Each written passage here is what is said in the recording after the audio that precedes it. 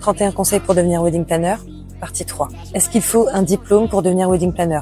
Honnêtement, non, tu n'as pas besoin d'un diplôme. Par contre, il te faut impérativement une formation. Commencer l'organisation de mariage sans être formé, c'est un petit peu comme si tu commençais la cuisine dans un restaurant et que tu étais chef du restaurant sans connaître de recettes ou sans avoir de technique quelle qu'elle soit. Ça va être très compliqué. Donc oui, effectivement, tu peux être très doué et tu peux avoir de fortes capacités ou alors avoir vraiment des qualités qui sont en adéquation avec ce métier, être très organisé, etc., etc.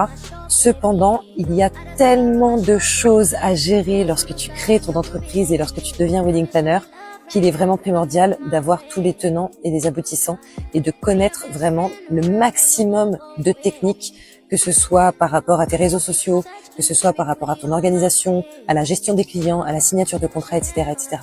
Donc certaines personnes, bien entendu, vont te dire que c'est important de faire des études super poussées, de faire un CAP, je sais pas quoi, ou un BTS, je ne sais quoi. Honnêtement, non, ça n'est pas la peine. J'étais danseuse professionnelle, je suis devenue wedding planner, et franchement, ça fonctionne plutôt très bien pour moi. Donc ne te prends pas la tête avec ça, tu n'as pas besoin de partir dans de longues études. En revanche, choisis la meilleure formation possible. Malheureusement, de nos jours, il y a beaucoup de formations qui ne te donnent pas tout ce dont tu vas avoir besoin. Donc, essaie de choisir à bon escient. Comme je vais continuer à te donner tout un tas de conseils pour devenir la meilleure wedding planner possible, n'hésite pas à t'abonner.